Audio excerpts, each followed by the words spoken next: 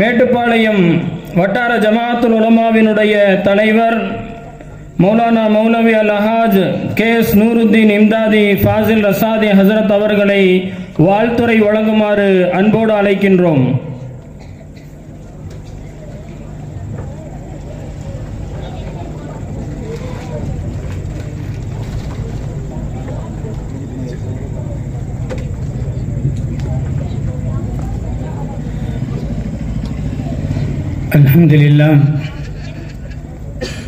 அல்ஹம்துலில்லாஹி ரப்பில் ஆலமீன் வஸ்ஸலாத்து வஸ்ஸலாமு அலா சய்யிதில் முர்சலீன் வ அலா ஆலிஹி வ அஸ்ஹாபிஹி அஜ்மஈன். அம்மா பஅத். அளவற்ற அருளாளனும் நிகரற்ற அன்புடையவனுமாகிய அல்லாஹ்விற்கு எல்லா புகழும் உரித்தாவதாக. சாந்தியும் சமாதானமும் கண்மணி நாயும் ஸல்லல்லாஹு அலைஹி வஸல்லம் அவர்களின் மீதும் அன்னாரின் அடிச்சுவற்றை பின்பற்றிய உத்தம சஹாபாக்கள், தாபியீன்கள், தபா தாபியீன்கள், குறிப்பான அனைவரின் மீதும் அல்லாஹ்வின் நல்லருள் என்றென்றும் உரித்தாவதாக.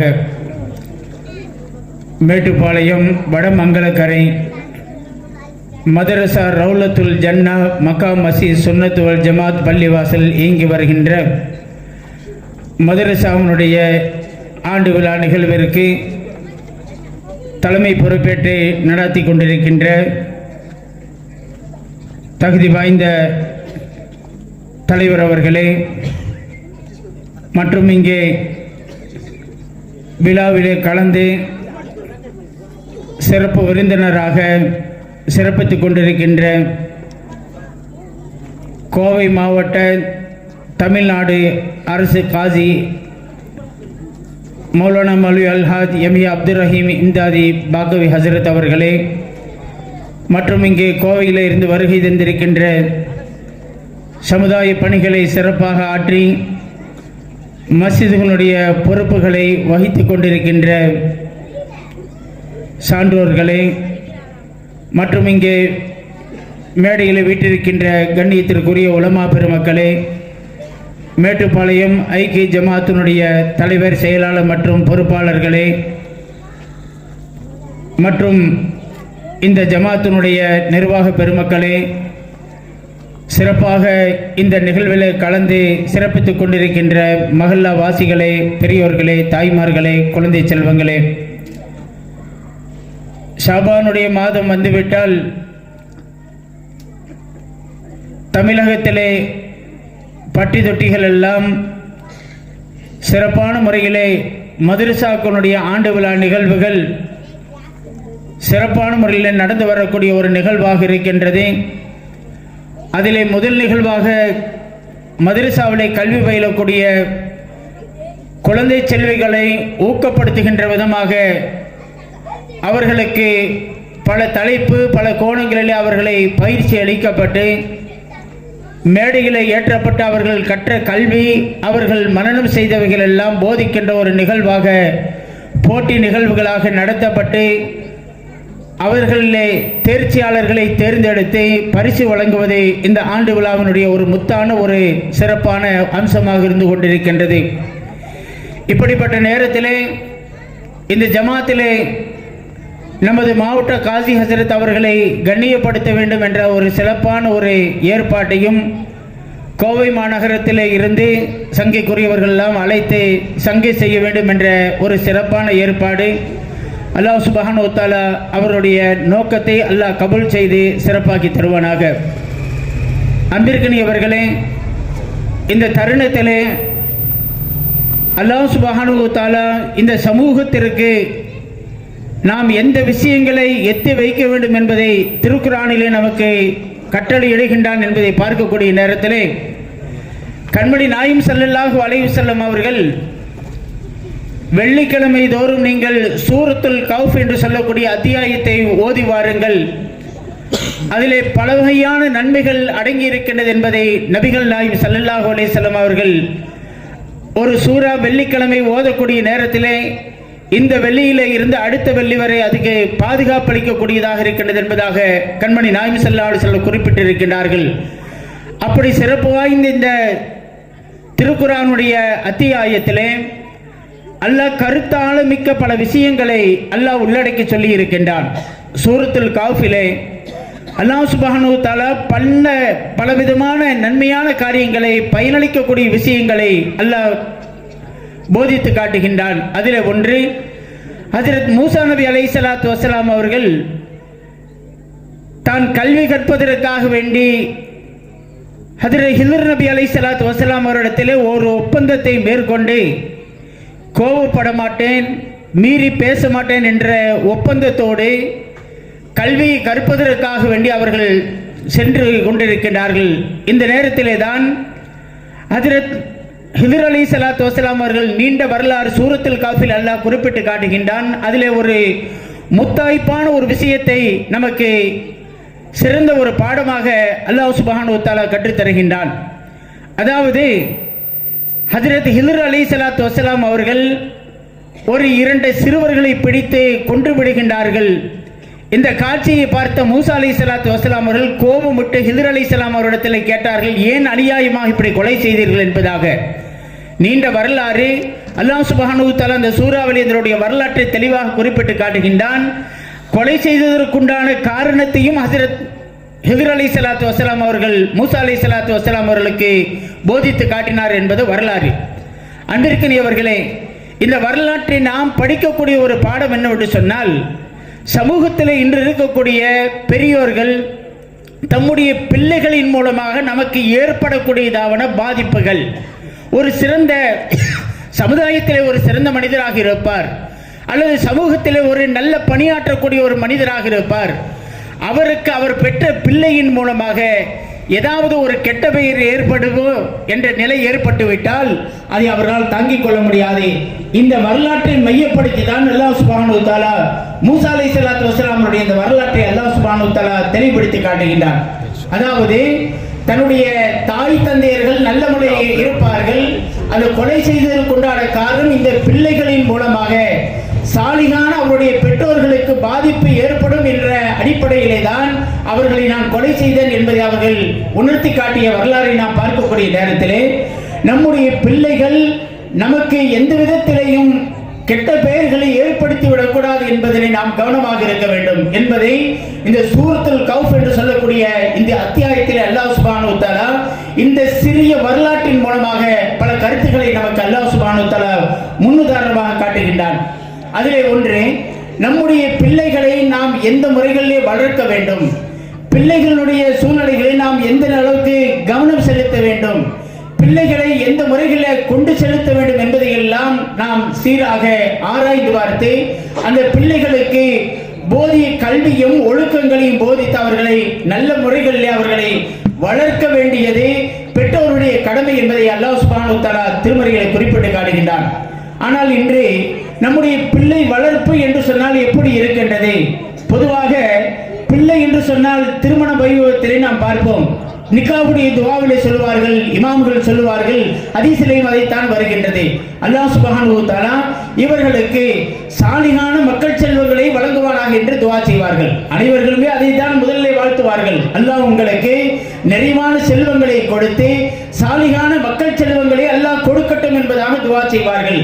இந்த சாலிகான மக்கள் செல்வதும் என்பதை பற்றி நாம் ஆராய்ந்து பார்க்கக்கூடிய நேரத்திலே பொதுவாக எல்லா விஷயங்களிலேயும் சலாஹத் என்று சொல்லக்கூடியதான அந்த தெளிவுத்தன்மை என்பது எல்லா விஷயத்திலும் இருக்க வேண்டும். வியாபாரமாக இருக்கட்டும், நம்முடைய எல்லா குடும்ப விஷயங்களாக இருக்கட்டும், சாலிகான தன்மை என்பது இருக்கக்கூடிய நேரத்திலே தான் அதிலே அல்லாஹ்வுடைய அன்பு கிடைக்கின்றது. ஒரு பிள்ளையை நாம் வளர்க்கின்ற நேரத்தில் அந்த பிள்ளைகளை சாலிகான பிள்ளைகளாக வளர்க்க வேண்டும். அல்லாஹ்விடத்திலே ஹஜ்ரத் இப்ராஹிம் நபி அலைஹிஸ்ஸலாத்து வஸ்ஸலாம் அவர்கள் கேட்ட வரலாறுகளை பற்றி சொல்லக்கூடிய நேரத்திலே வெறுமனே அவர்கள் குழந்தையை கேட்கவில்லை, ரப்பி ஹப்லி மினஸ் சாலிஹீன் என்பதாக கேட்டார்கள். இறைவா, என்னுடைய வழித்தோன்றலை சாலிகானதாக ஆக்கிக் கொடு என்று பிரார்த்தனை செய்தார் என்று சொன்னால் நம்முடைய பிள்ளைகள் சாலிகான பிள்ளைகளாக இருக்க வேண்டும். அந்த சாலிகான பிள்ளைகள் என்று உருவாகுவதற்கு நாம் எடுக்க வேண்டிய நடவடிக்கைகள் என்ன? அந்த பிள்ளைகளுடைய வளர்ச்சியிலே சரி, நபிகள் நாயகம் ஸல்லல்லாஹு அலைஹி வஸல்லம் அவர்கள் சொன்னார்கள், அத்திபு அவுலாதக்கும் என்பதாக சொன்னார்கள். உங்களுடைய குழந்தைகளை நீங்கள் சீர்படுத்துங்கள், செம்மைப்படுத்துங்கள் என்பதாக சொல்லி முதலாவதாக சொன்னார்கள் தாலில் குர்ஆன், குர்ஆனை நீங்கள் அவருக்கு கற்றுக் கொடுங்கள் என்பதாக சொன்னார்கள். முதலிலே ஒரு குழந்தையை சீர்படுத்துவதற்குண்டான முதல் காரியமாக மார்க்கம் சொல்வது குர்ஆனை கற்றுக் கொடுப்பது. குர்ஆனை அவருடைய உள்ளத்திலே பதிவு செய்யக்கூடிய நேரத்திலே அந்த குர்ஆனுடைய அடிப்படையில் அவருடைய வாழ்க்கை அமைவதற்குண்டான முயற்சிகளை நாம் உருவாக்க வேண்டும். அதற்குண்டான அடிப்படை முதலிலே நாம் இன்று சொல்லுவோம், அஜித் மதிசா கணிச்சிட பிள்ளைகள் நீங்க பாத்துங்க அப்படின்னு குறிப்பிட்ட அந்த 1 மணி நேரம் வரக்கூடிய நேரத்திலே ஆசிரியரிடத்தில் அந்த பிள்ளைகளை ஒப்படைக்கின்றோம். ஆனால் 1 மணி நேரம் அந்த ஆசிரியர் வகுப்பிலே 40 குழந்தைகள் இருப்பார்கள், 60 இருக்கும், 70 இருக்கும். இவைகளை எல்லாம் எப்படி அவர்கள் சரி கட்டி அந்த குழந்தைகளுக்கு எப்படி போதனை செய்து 1 மணி நேரத்திலே சீராக்க முடியும் என்பதை நாம் முதலில் பார்க்க வேண்டும். ஆகையால் அந்த பிள்ளைகளை சீர்படுத்தக்கூடிய இடம் என்பது வீடுகளாகத்தான் இருக்கின்றது. பிள்ளைகளை வளர்க்கக்கூடிய விஷயங்களிலே சாலிகான பிள்ளைகளாக நாம் அதை உருவாக்க வேண்டும் என்று சொன்னால் அந்த பிள்ளைகளுடைய வளர்ச்சிகளை நாம் கண்ணும் கருத்துமாக இருக்க வேண்டும். அந்த பிள்ளைகளிடத்தில் நாம் உறவாடக்கூடிய சூழ்நிலை, பிள்ளைகளிடத்தில் நாம் செலுத்தக்கூடியதான அன்பு, அந்த அன்பு அவர்களை அந்த அன்பினுடைய வளர்ச்சி எப்படி இருக்கின்றது என்று சொன்னால் அவர்கள் வழிகிட்டு போகக்கூடிய அளவிற்கு அந்த பிள்ளைகள் மீது அன்பை நாம் செலுத்திவிடக்கூடாது. கண்டிப்புடனே அன்பும் தேவை, கண்டிப்பும் தேவை என்பதை மார்க்கம் சொல்லித் தருகின்றது. ஒரு பிள்ளையை இந்த முறைகளிலே சீராக பேணி படுத்து வளர்க்கக்கூடிய நேரத்திலே தான் அந்த பிள்ளை சாலிகான பிள்ளைகளாக இருக்கின்றது. பொதுவாக இன்றைய காலகட்டத்திலே பிள்ளைகளுடைய வளர்ச்சி என்பது சற்று நேரத்திற்கு முன்னால் இங்கே அமர்ந்து பேசிக் கொண்டிருக்கிறார்கள். அந்த பிள்ளைகளுக்கு எத்தனை வயசு இருக்கு கேட்டா ஒருத்தருக்கு முன்னாடி உட்கார்ந்துருக்காம இருக்கான், அவனுக்கு ஒரு 4-5 வயசு இருக்கு. யாருக்குடா ஓட்டு போடுவேங்கிறான், டிவி கேட்குங்கிற ஒருத்தன், நீ யாருக்குடா போடுவேங்கிறான்.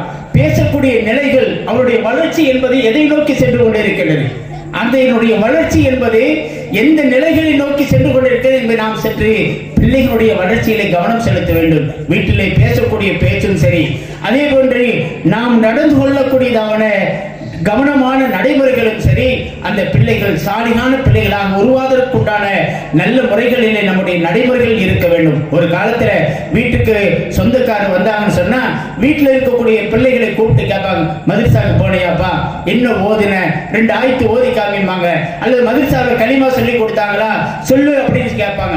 ஆனால் இன்றைய காலகட்டத்திலே வீட்டிற்கு பெரியவர்கள் வந்தால் பெரியவர்கள் அந்த பெரியவர்களிடத்தில் சென்று சலாம் சொல்லி அந்த குழந்தை சந்திக்க செல்வதே இல்லாமல் வெளியிலே விளையாட விட்டு விடுகிறார்கள். குடும்பத்தில் இருக்கக்கூடியதான பந்த வாசம் என்பதே அந்த குழந்தைகளுடைய வளர்ச்சிக்கு ஒரு தடைகளாக போய் விடுகின்றது. வீட்டுக்கு யாரு வந்தா யாரு போனா என்று சொல்லக்கூடிய நேரத்தில் யாரு வந்தானா யாரோ தாத்தா வந்து போனார் அப்படின்னு யாரோ ஒருத்தர் பொதுவாக சொல்லக்கூடிய முறைகளை வைத்து அவர்களுக்கு கற்றுக் கொடுப்பது கிடையாது. இந்த நிலைகளிலே தான் இன்று வீடுகளிலே குழந்தைகளுடைய வளர்ப்பு என்பதை போய்கொண்டே இருக்கின்றது. அதே போன்றுதான் மதரசாக்களுக்கு அனுப்பினாலும் சரி, மதரசாவுக்கு போயிட்டு வந்தா இன்னைக்கு என்ன சொல்லி கொடுத்தாங்க, அஜித் பாடம் கேட்டாரா, எவ்வளவு பாடம் சொன்ன, இவைகள் எல்லாம் அந்த குழந்தைகளுடைய வளர்ச்சிகளை நாம் கொஞ்சம் கொஞ்சமாக சரிகட்டி வரக்கூடிய நேரத்திலே தான் அந்த பிள்ளை சாலிகான பிள்ளைகளாக இருக்க வேண்டும். அதே போன்று வெளியிலே சென்று வரக்கூடிய பிள்ளைகளையும் நம்முடைய கண்காணிப்பிலே வளர்த்தக்கூடிய நேரத்திலே தான் அந்த பிள்ளை சாலிகான பிள்ளையாக வளருவதற்கு ஒரு காரணமாக இருக்கிறது. இல்லை என்று சொன்னால் அந்த பிள்ளை ஒரு தவறு செய்து விட்டால் பிறகு வருத்தப்படுவதிலே எந்த விதமான சங்கடம் ஏற்பட்டு விடாது. அன்பிற்கினியவர்களே, ஆக அந்த குழந்தையை நாம் சிறுபிராயத்திலே இருந்து மார்க்கம் எதை போதித்திருக்கின்றதோ வீட்டிலே தீனியாத்தினுடைய அடிப்படை, மார்க்கத்தினுடைய அடிப்படையில் நம்முடைய வீடுகள் என்பதை மாற்றி அமைக்கக்கூடிய நேரத்திலே தான் அந்த பிள்ளைகளுடைய அதாவது உள்ளத்திலே ஒழுக்கம் என்பது பதிந்து பிற்காலத்திலே அவர்கள் இப்படித்தான் நடக்க வேண்டும். பொது இடங்களிலேயும் சரி, பெரியவர்களிடத்திலேயும் சரி, எந்த மரியாதையோடு நடக்க வேண்டும் என்பதை எல்லாம் வீடுகளில் அந்த குழந்தைகள் சிறப்பான பாடத்தை போதிக்கக்கூடிய ஒரு இடமாக இருக்க வேண்டும். அப்பொழுதுதான் அந்த பிள்ளைகள் சாலிகான பிள்ளைகளாக இருக்கும். இல்லை என்று சொன்னால் அந்த பிள்ளைகளின் மூலமாக ஏற்படக்கூடியதான பாதிப்பு என்பது ஒரு காலத்திலே நம்மை மனவேதனைக்குள்ளாக்கக்கூடிய நிலையை ஏற்படுத்திவிடும் என்பதை கவனத்திலே தெரியப்படுத்திக் கொண்டு இவைகளுக்கு ஒரு முத்தாய்ப்பாகத்தான் மஹல்லாக்களிலே நடைபெறுகின்ற மதரசாக்கள் அந்த குழந்தைகளை ஒழுக்கமுள்ளவராக மாற்றக்கூடிய ஒரு சாலையாக திகழ்ந்து கொண்டிருக்கின்றது. ஆனால் இன்றைய அந்த மதரசாக்களுக்கு அனுப்புவதிலே கூட இன்று பெற்றோர்கள் தங்கிக் கொண்டிருக்கிறார்கள். டியூஷன் அல்லது நேரத்தில் ஸ்கூலுக்கு போகணும், ஒரு நேரம் அனுப்புறது ஒரு நேரம் அனுப்புறதுல இப்படிப்பட்ட நிலைகளிலே பெற்றோருடைய நிலை போய் கொண்டிருக்கிறது. ஆகையால் வரக்கூடிய காலங்கள் என்பது சமூகத்திற்கு விடப்பட்ட, சமுதாயத்திற்கு விடப்பட்ட சவால்களாகத்தான் இருக்கின்றது. அதை அதை சமாளித்து நம்முடைய பிள்ளைகளை வழி தவறாமல் வழிகேட்டிலே சென்று விடாமல் நல்ல ஒழுக்கமான போதனைகளுக்கு அவர்களுக்கு கொடுத்து நம்முடைய கண்காணிப்பில் அந்த பிள்ளைகளை பராமரித்து வரக்கூடிய நேரத்தில் தான் அந்த பிள்ளை சாலிகான பிள்ளைகளாக இருக்கும். அந்த பிள்ளைகள் தான் உரிய பெற்றோர்களுக்கு உரிய மதிப்பையும் பெற்றுத்தரும் என்பதிலே கவனம் செலுத்தி வல்ல ரஹ்மான் இந்த சிறப்பான இந்த மதரசாவிலே பயிலக்கூடிய அனைத்து பிள்ளைகளையும் சாலிகான குழந்தைகளாக அல்லாஹ் ஆக்கி அருள்வானாக. நம்முடைய மகல்லாவையும் இந்த மகல்லாவையும் சிறந்த மகல்லாவாக அதிகமான மக்கள் தொழுகையாக இருந்து இந்த மஸ்ஜிதையும் அல்லாஹ் சுப்ஹானஹு வ தஆலா சிறப்பாக்கி தருவானாக என்று துஆ செய்து எனது வாழ்த்துக்களை தெரிவித்துக் கொண்டு வாழ்த்துரையை நிறைவு செய்கின்றேன். வாஹிரு தவானா அல்ஹம்துலில்லாஹி ரப்பில் ஆலமீன். அஸ்ஸலாமு அலைக்கும் வ ரஹ்மத்துல்லாஹி வ பரகாத்துஹு.